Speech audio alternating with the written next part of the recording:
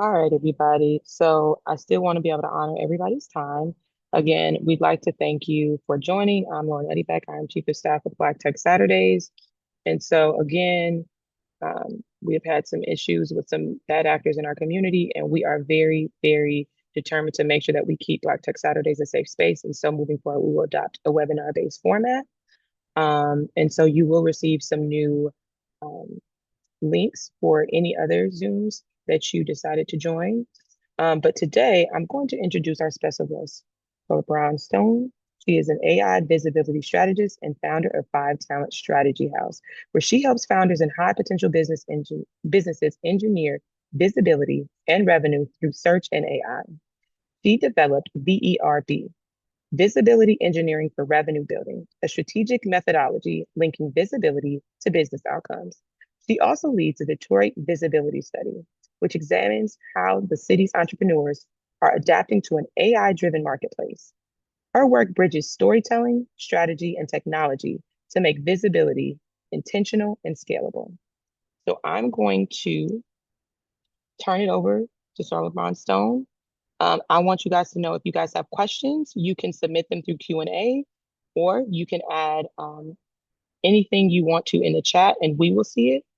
So thank you guys. I'm going to turn it over.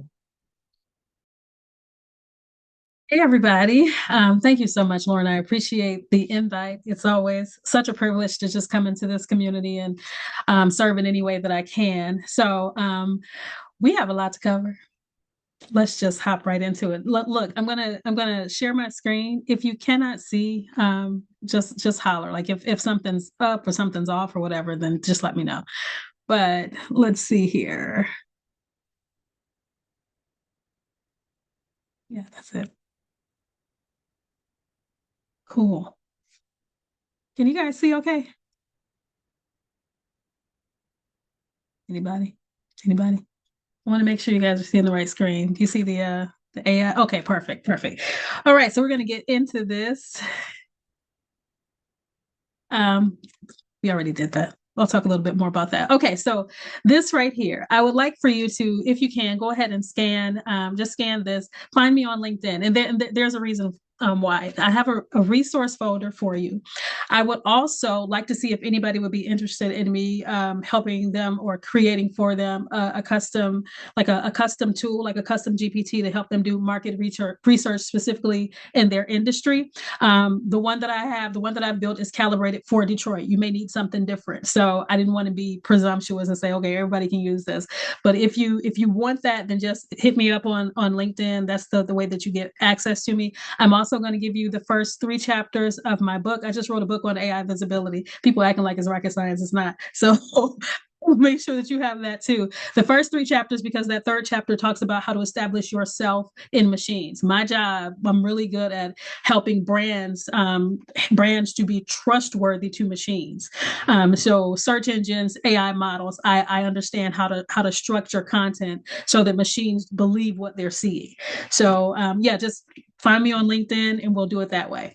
All right. So I don't know if you might have attended the first workshop that I led, but it was essentially about the same thing. It was an AI research deep dive doing competitive analysis.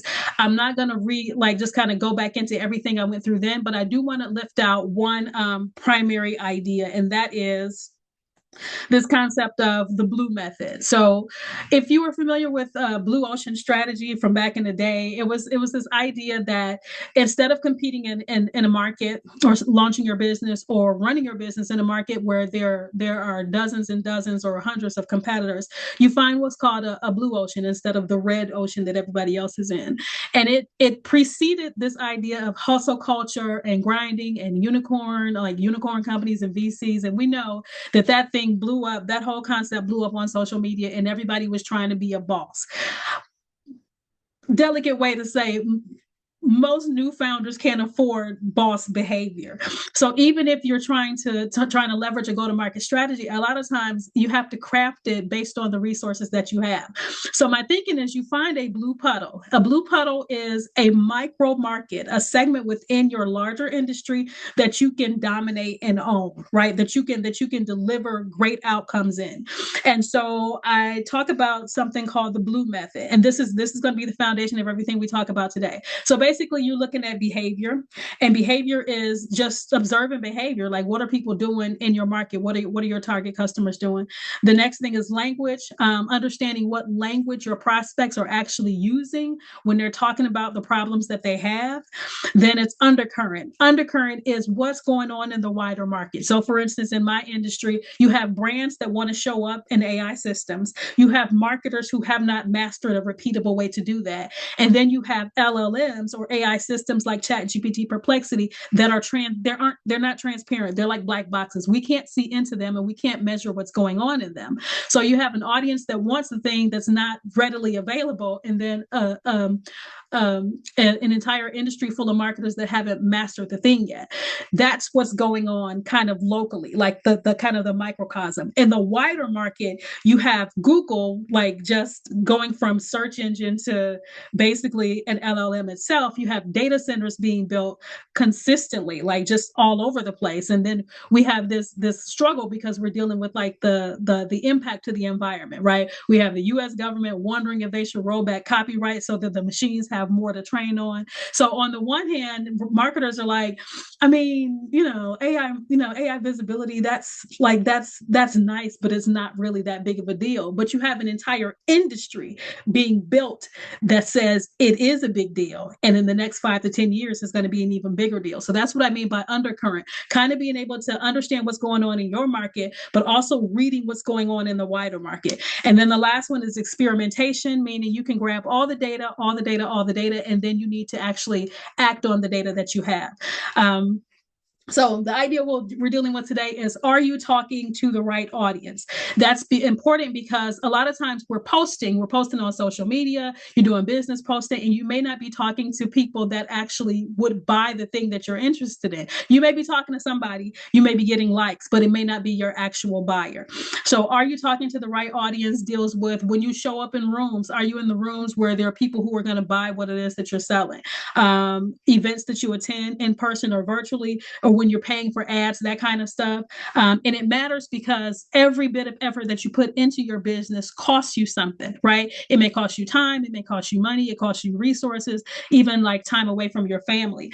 And then Tony Robbins like famously said, like, business is for gladiators. Why? Because before you even go into business, you're planning and you're strategizing and you're setting aside resources, also that you can come up against consistent like conflict and like opponent and oppositions, and you have to be resilient and you have to be able to maneuver around that. So talking to the right audience, like whether you're talking to the right audience or the wrong audience, you'll still deal with all of those same things: strategy and planning and opposition and resilience, but you won't be getting as much out of it as you should be getting out of it. So that's what we're going to talk about for the next few minutes, is figuring out how to make sure you're talking to the right audience.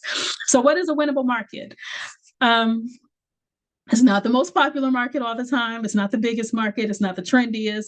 But what it is a market where you can already see that there are people or brands interested in what it is that you actually offer, right? They see that they have a need and they want the help. Otherwise, you're going to be stuck educating people and trying to convince them that they need the thing that you're selling. It also can be you can be understood within your market quickly. So if I say AI visibility, like that clicks with a lot of people, especially in the Detroit startup ecosystem. That clicks. AI visibility makes sense. And then progress. It doesn't require permission or scale. Now, what that means is you're not going to have all of these tall hurdles that you have to jump in order to get into the market, right? If you have a bunch of gatekeepers, it's not it's a market you have to work to get into and then work to stay in. So that's not what we're talking about when we're talking about a winnable market. We really do want it to be kind of like a not necessarily lowest barrier to entry, but relatively low when it with regards to your energy. So at the end of the day, you want to say, if I disappear tomorrow, will this market, will this need, will this problem still exist? If the answer is yes, then you have a potential winnable market. Now, let me say this because I love me some Chat GPT, but and I know that people were like, we could just do this on Chat GPT. Let me tell you something about how LLMs are trained, and this is especially true for African Americans or people from underrepresented communities who are doing business. LLMs are trained on data sets. We know that already, but those data sets are made up of headlines and crunch-based announcements and stuff like that. They're made up of authority signals that we don't always have access to so readily, right? We don't show up a lot in Crunchbase because we don't get as much funding as some other groups do. But when you're looking at an LLM saying like, okay, I'm going to go and get my go-to-market strategy from ChatGPT, ChatGPT is trained on unicorns, and ChatGPT is going to always correct for a frictionless path forward. I have also found that LLMs tend to assume that you have more insight or more resources than you have. So you have to recognize that the machine only knows what it knows. Everything else, like the best way for it to help you is for you to be able to give it the guardrails that you needed to have in order to be useful for your situation. That requires you to understand what guardrails you need to put up. So you have to know what information that the machine is going to need in order to make good decisions for you. You have to know what questions to ask, and then you have to be able to sanity check the information that you actually get from the system. So I'm just absolutely use LLMs to do this work, but just beware that you understand what kinds of questions that you need to provide answers to, so that you can make sure the machine is asking the right questions, that you're providing the right information, and then the logic that's baked into that machine can really help you to move forward. Now, let's get into it. We're going to actually solve a market problem. We're not going to just do slides today. I'm hoping that you'll be able to see my screen here. Let's see here. Let's see. Uh, there we go. Now she's cooking. All right. So here's the market problem that we're solving. Oops. Sorry about that. I'm going the wrong way. We have a hypothetical company. This hypothetical company I'm going to call Renaissance Project Management, or NPM. It's a project management software company, Detroit-based startup, and they're launching a project management tool into the market. They don't know exactly where they should go, right? If you think about project management tools, like you have, let me see. Okay, there we go. Think about project management tools as a $10 billion market. You have big competitors, right? Most of us are going to be familiar with Monday, maybe ClickUp. ChatGPT does a lot of project management now. Motion is an AI project manager, Asana. So there are some big players in the market. This particular company, what we know for sure is they are targeting remote teams. So here's what you would need to solve in this hypothetical situation where we are finding a winnable market for a fake company called RenPM. We need to know who the tool is actually for right now. Who's going to be able to, who's going to be interested in using it? What problem is this company trying to fix? And that's information they're going to get from the market. Where is the demand showing up? Why would somebody choose this particular tool over another more established tool, or something maybe that they've used before? I've probably used 7 project management tools over the course of my career, just kind of like depending on what we need, so depending on what the needs of the client are, that kind of thing. And then what would make this hard to misunderstand? So here we go. First order of business, we need to find out who the players are in this space. And then I'm going to make sure that you guys have this, but there's a prompt down here. Oh, there we go. There's a prompt down here. So we're going to grab this prompt right here, and you're going to give it to your favorite, whatever your favorite AI tool is. I'm going to go, let's see, what do we have over here? Yeah, let's give it to this guy. I'm not signed in, so I'm trying to make it as unbiased as possible, because ChatGPT has a lot of information on stuff that I've done in the past. So basically this prompt asks hey, for this particular market size, what are the most commonly emphasized problems that competitors, claim that they solve? We're looking at competitor analysis, trying to figure out what are the competitors in this market actually saying they do for people, right? And so this is good. This is the work is scattered, these are the problems, and what they're trying to fix, and that kind of thing. Okay, all right. So this sounds familiar. You look at the project management commercials, and this tracks. Like this is basically what they're always saying. Alignment breaks. True, true. I've worked with project management systems, and then things get busy, and I literally forget that I have a project management system. I'm back on Spiral Notebooks, or I'm back in Slack, or whatever the case may be. So emotional positioning, that's good. Cool, cool. So now there is a second set of questions here because we want to not have to read all that. Number one, and number two, we want to be able to lift out what the value is, like what the main things are, and that these companies say that they're offering. So now we have the general idea of what the as far as the competitors go, what they're all basically saying that they do. Because when it comes to project management tools, and you'll run into this a lot in your industry, there is like not that much differentiation between the tools. So you have to stand on something other than your features most of the time, right? Like I like to give the example, like if I'm following like five hairdressers on Instagram and they all specialize in pixie cuts. You know what I mean? Like, how do I choose which one to go to? Is it going to be location, or is it going to be like, well, this one does great hair coloring. I would choose which one to go to based on what my current needs are. Maybe I'm dealing with a hair loss issue, or maybe I'm trying to figure out some new colors, or maybe I'm tired of wearing the same hairstyle. Whatever the case may be, whatever they have identified in their Instagram feed as being the thing that they're good at, whether that's dealing with women over 50 who are dealing with menopause issues, or hormonal issues, or being the best at a blonde pixie, or whatever the case may be, whatever they have already kind of said out loud that they're good at, that's the one that I'm most likely to do business with, even though I'll keep following all of them. Right. So the one that I'll probably do business with is the one that said like they can do what it is that I specifically want. It's the same thing with your business, and that's what we're trying to get to the bottom of with this particular with this particular hypothetical situation. So now the ask is for um okay, so the ask now is for you to lift out like what they're like lift out kind of universally what it is that they are actually good at. Like identify a couple of brands that would be competitive with a company like Ren PM, right? Somebody that Ren PM would actually compete with, because some businesses are bigger and you're not going to go after enterprise clients if you're just starting up. And remember, Ren PM is going after remote teams, which is typically, if they're still all remote, that's typically startups, an early stage, and maybe like early mid market, right? So between $2 million a year, maybe $20 to $30 million a year. It's a smaller market for project management. So we're asking the AI to figure out who our competitors could be. Like, give me like like a couple of first draft picks or whatever, like first round picks. And it's not going to be a lot. Like with AI, you can do more, but for the purposes of this demonstration, I just wanted to do a couple. So we have Asana, and then we have, why it fits, the core promise, the problem that they solve, ClickUp, also familiar, Notion, cool. And who else? Basecamp. Basecamp is hanging in there, boy. That's come on, Basecamp. All right. So the next thing that I would do, I did some of this a little bit earlier, so that I wouldn't have to be typing while we're in here.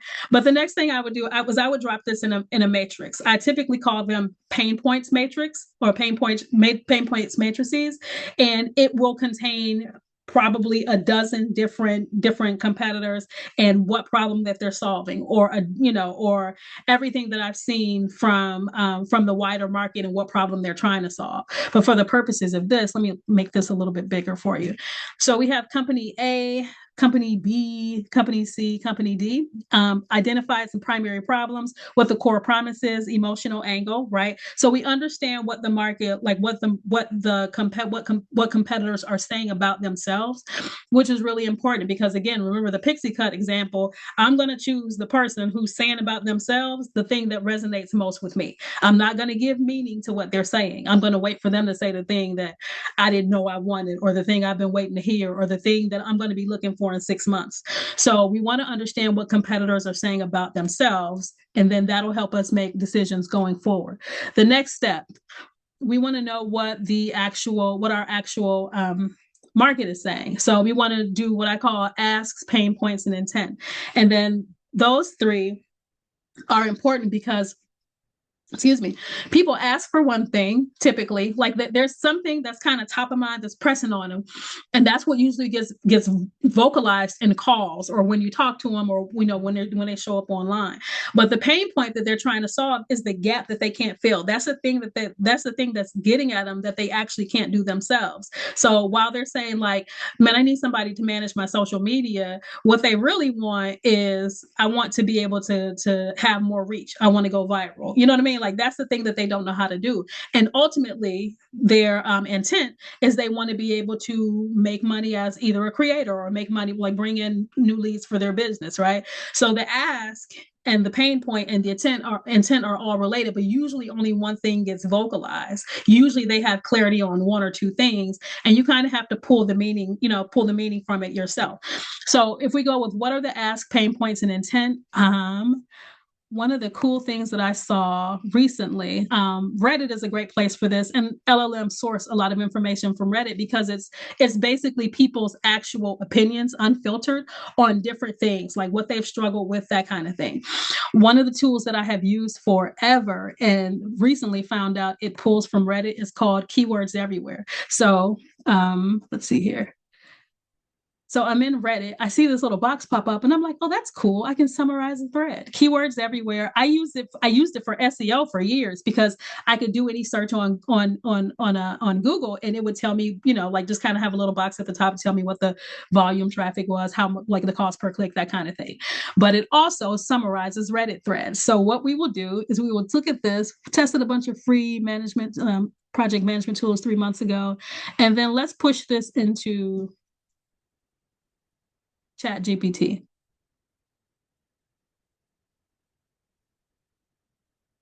And Chat GPT is going to, this prompt actually comes with the keywords everywhere tool. I'm not gonna I'm providing, I'm going to make sure that you guys have access to the previous version, like the previous deck for this the workshop that I did in November, because it has a bunch of tools in it. But I just want to show you the functionality of how this process like gets walked out. So this is the prompt that Keywords Everywhere generated, and ChatGPT is already on the job, right? And what it's done is it's basically looking at the thread and saying like, okay, so these are the people that are talking the most. And then you could do this. I could go back and do the same thing with another thread. I'll just go back and see if there's a thread. So that one had 16 comments. That one's 34, 17. Any project management software recommendations? Let's do the first one. Yeah, for 2026. And we'll do the same thing.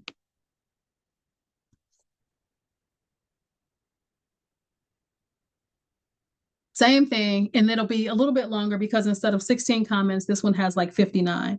I've seen them, sometimes they have like 100 comments or 130. But once you do like a couple of these, it'll give you ideally, you'll have a couple hundred comments that basically AI is analyzing for you.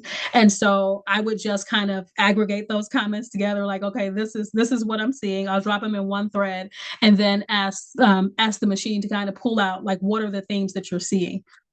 So from here, that guy's still going. All right, so from there, we're going to go back to the presentation because I want to know what themes are being pulled out, or what themes are evident.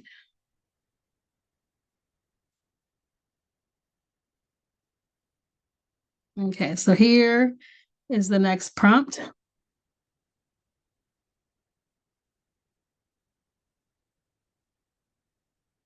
Yeah, that's the next prompt. And we're going to go here.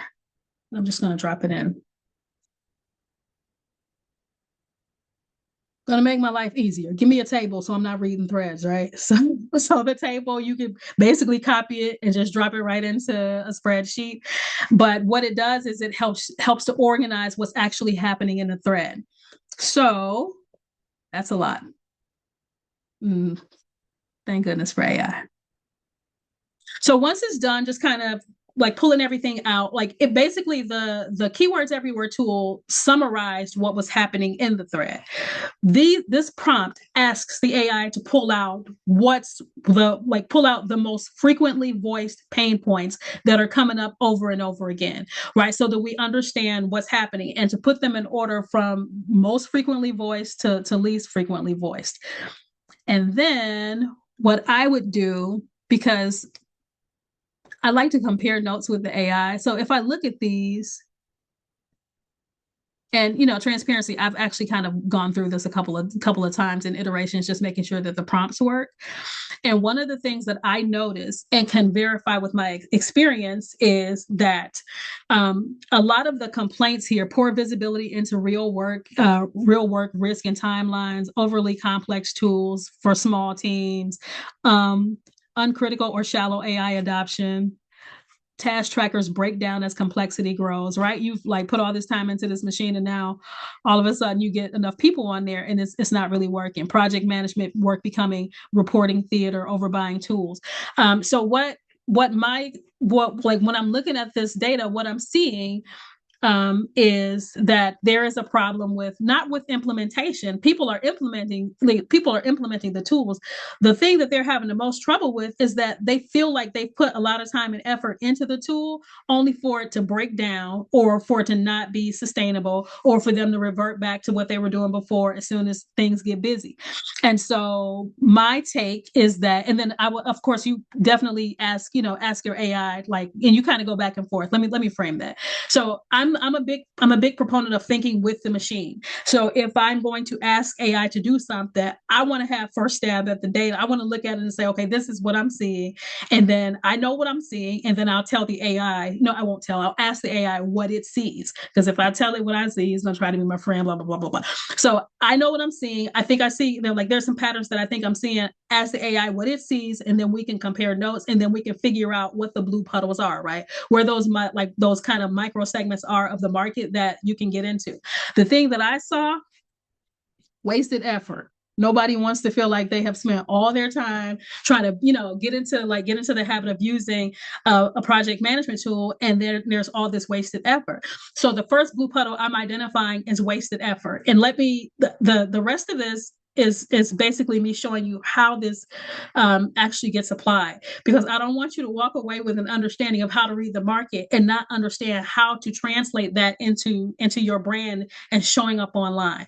So if we're going to go with wasted effort as the differentiator, let's say the tagline now becomes, or even just for a campaign, it doesn't even have to be a permanent tagline. Campaign idea becomes project management software that survives your busy season, right? Because I know from experience, like I said before, I can start off really good for the first 3 or 4 weeks, and then as soon as things get busy, I've completely forgotten that I need to that I have this project management software, and it's not intentional, but I frame it like, I think of it as project management software or implementing a new habit, especially for teams. It is a habit, and if it takes 3 weeks for you to start going to the gym regularly, it's probably going to take 6 weeks for a team of multiple people to get in the habit of being able to not use the tool, but to build that tool into their daily rhythm. And what happens is a lot of times these tools get implemented, and then there's not enough time for the tool to actually get into their daily rhythm. So you have wasted effort, which is what showed up, in the threads in Reddit. Everybody's like mad because like it broke six weeks in, or it's not scalable, or I have to pay extra fees every time I add a contractor or something like that. It's wasted effort, because it's not, if you can't add and remove people and you work with contractors, now you have to go back to the start, to the beginning and find a new tool. So if I'm looking at wasted effort as being the blue puddle that we want to explore, we want to look at the problem. Okay, so the problem that we solve, this is what we're actually saying in public. The problem that we solve: project management tools fail because teams ignore the behavioral reality of adoption, right? Nobody else in the market is talking about that. Everybody's talking about how awesome their tools are: robust, it does this, is intuitive, it has AI, blah, blah, blah.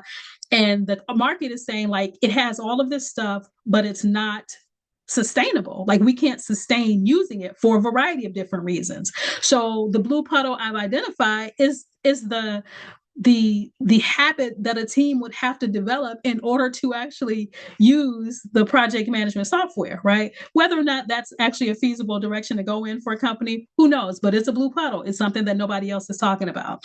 So the approach will be we time implementations to team optimization periods, right? You invent something called team optimization periods and make it famous on TikTok, and support behavior change through live build sessions. And then the promise becomes sustainable adoption in 90 days, not abandon software in 6 weeks.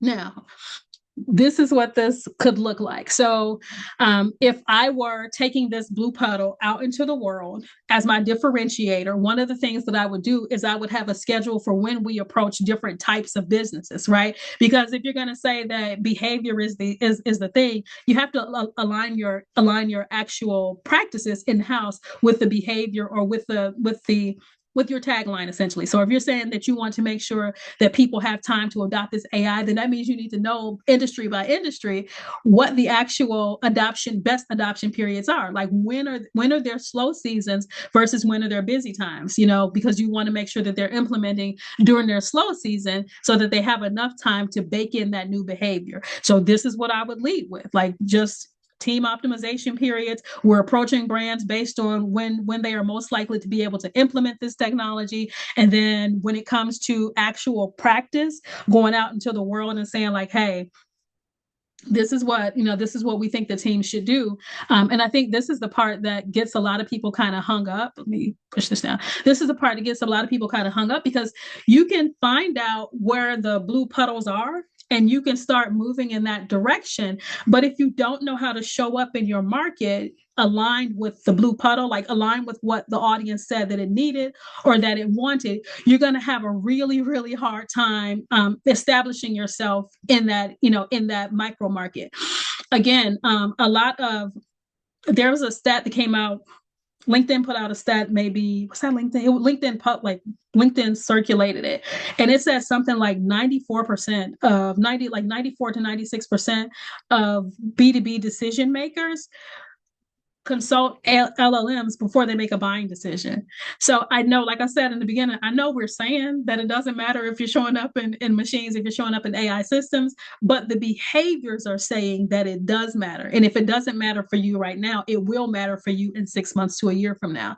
So thinking about establishing yourself in a new market or a micro market or a blue puddle, you have to have a visibility strategy that backs that up, right? So we were saying like, okay, we're going to approach, we know that we're talking about project management software that survives your busy season, right? And we have all the data and we've dropped it into our little, our spreadsheets and stuff, and we have AI analyzing it.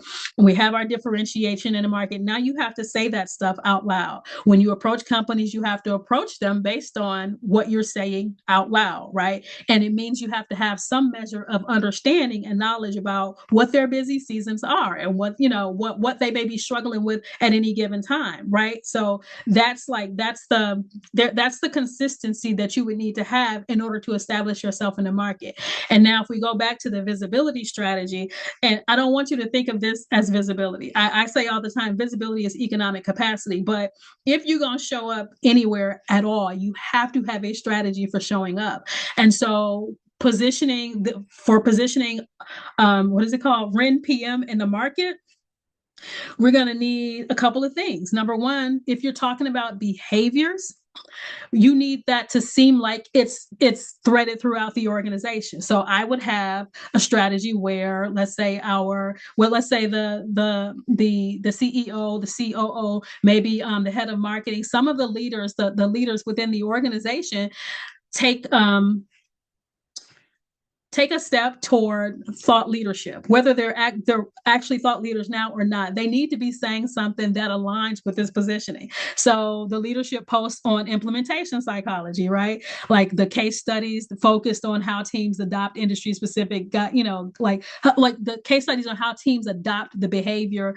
You may have industry specific guidelines. So whereas your competitors are talking about all the features and all the things and this is how you get things done. If if your positioning, if the blue puddle that you found is not about features because you understand that they're kind of commoditized at this point, then your conversation, excuse me, your conversation needs to be around tying behaviors to the features, right? Tying behaviors to the outcomes that you believe you'll be able to get for your users. So for your website, homepage, team readiness messaging, right? Because we're talking about changing a behavior and making sure that you can get them in, that you can make sure that you can introduce this new technology at a time when the team is actually capable of being able to onboard with it. And then an optimization period, like optimization period is something we just made up because why not? You know what I mean? And then based on that optimization period, you make up you create an optimization period calculator where industry by industry, you can say like, hey, this is the best time to do this. Or you can put together some sort of question and answer thing where they tell you where their busy times are. And you'll say, okay, well, these are the 6 to 12 weeks that you should really think about, changing tools if you're going to change tools. And then resources hubs, playbooks, right? Templates, implementation. And the reason is because people know this is a situation where we have an ask and the intent, and there's a gap between the ask and the intent. People know that when they implement like new software, there's a good chance that it won't be used in 6 months. So what you need to do is help them to be able to vocalize the thing that they already kind of suspect, like that, that there's like this, like we're not able to hang on to the behavior. We're not able to follow through with this. And a lot of times it ends up feeling like to the user, like this is a tech problem. It's not as good as it should be, or like the features aren't as robust, or the thing keeps breaking. And sometimes that's the case, but a lot of times they're trying to onboard on a platform at a time where they're already stressed out. So that's where your content needs to go. So your website talks about those things, YouTube videos, feature announcements, right? Because you still want to be able to talk about features, but I would do feature announcements, live build sessions with recordings, or creator partnerships where you work with B2B influencers. LinkedIn, I talked about the thought leadership aspect, because your leadership team needs to be saying like, hey, we recognize that there's a problem, right? We recognize the issue that's going on, and we want to make sure that we're able to, we want to make sure we're effectively addressing it. And here are the solutions that our team has come up with. And then Instagram and TikTok, you can do some stuff that's still interesting, interest based, right? Because people are going to want to go with their interests. Most people, when they go on TikTok and Instagram, they're looking for funny content. So you're going to want to have that funny content. Maybe a series where you spotlight a particular character or a particular member of your team, and then a community play, right? So because it's not so much re-education as it is just helping the audience to understand that you understand their problem. And then the last one I would say would be partnerships, B2B influencers doing honest reviews, allow people to get access to the tool, because people having access to your business, like your services, is the fastest way to strong feedback, right? A lot of times we really shy away from getting reviews and feedback and stuff unless we've done a good job. But the only way for you to get better and do to serve people better is to allow room for honest reviews. And then for something like this, integration partners. Now I'm going through all of this and just kind of telling you this because, again, I don't want you to be able to identify a market and then not know how to enter it in a way that's going to be strong, in a way that's going to help your business. The last thing you want to do is be spending time and effort trying to enter a market, and then all of your business has to come from paid ads because you can't get the machines to recognize you or trust you. So for something like this, repurpose it for your business. The idea here is for your website to be the home, like the single source of truth, right? For YouTube to be that visibility play that allows you to kind of stack on top. That's the cherry on top, right? It allows you to be able to stack on top with shorts and with long form video. Long form video is great because you can repurpose it, but long form video is also good because machines trust it, right? Like you're always making stuff for humans and machines. And then LinkedIn, because for something like this, especially when it comes to a business or a product where the other players in the market have more name recognition than your go-to has to be to build trust with humans and with machines. LinkedIn does both. very well. And then Instagram and TikTok just for that brand awareness aspect, because you can have somebody on your team or somebody not on your team create something that's interesting and that keeps you top of mind. And then the community play again, because you're talking about behaviors and kind of wanting to make sure that people are like that you're doing some level of hand holding, even if it's just in kind of helping people to like making people feel like you understand. And then one thing I want to say, like the difference between a Google search a lot of times and searches in LLMs is this idea that the machine understands either from context that it has on you, or the fact that you can provide this kind of conversational, like that you can do this conversational search. People go, I know my kids do it. They go into my older kid does it, will go into an LLM and brain dump and not even have a question and expect the machine to sense make and provide a tidy answer for a question they didn't know they had. But a lot of people use LLMs like that. So it's like all of these little levers, you don't have to do all of them, but they all kind of serve like different purposes. Like the community play helps build up your reputation, your authority, your credibility, person to person. LinkedIn does a great job of doing building credibility with people and machines. And then partnerships really just, that's more like street credibility, right? You have somebody who's saying like, this brand is strong enough for me to partner with, and then allowing them to provide actual feedback is also useful. Okay. Oh, I'm sorry. I think I dropped the left one in there. There we go. All right. I think that's it. What kind of do you guys have any questions? I know that somebody wanted to review slide 13. If Oh, you sure. have anything specifically that you'd like to pull out of slide 13, guys, if you just put it in the chat or the Q&A. Um, I believe who was that just put that in there? I just want to allow you to see this. Yeah. If you can react to that, whomever, I don't know where my chat just went. Yeah. Kamaria, if you could just Slide 13. react in the chat or put a hand up if you're good. Do you have any questions? Okay, she says she got it. Thank you. Anybody Okay, cool. else want to put something Okay, in the and chat or the Q&A? let me show you guys this, because I know I was saying like, oh, I left the at the end of this, and I will make sure that I make this available, because I know last time like the slides weren't available, and it was so much information on the slide. I was telling people screenshot this, screenshot this. So these are some of the tools that you can use, right, for getting the information that you need. You can screenshot this, but I will make this available. Just make sure that you guys have it. And then, like I said, the previous presentation it's about 3 times as long as this one. So there's plenty of information in there. I just didn't want to spend this time, revisiting that information when I could just kind of walk you through how to actually do it in real time. And just so everybody knows, these materials will be on our website. I believe your previous presentation should already be on the website.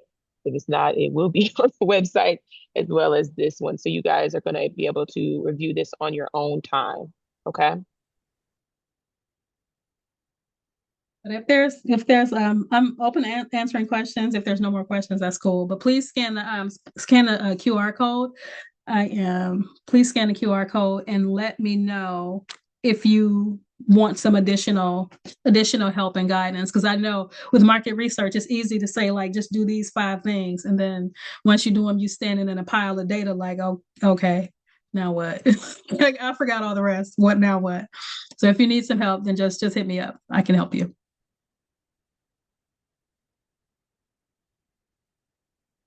And while we are scanning QR codes, if there are no questions, that's what I love.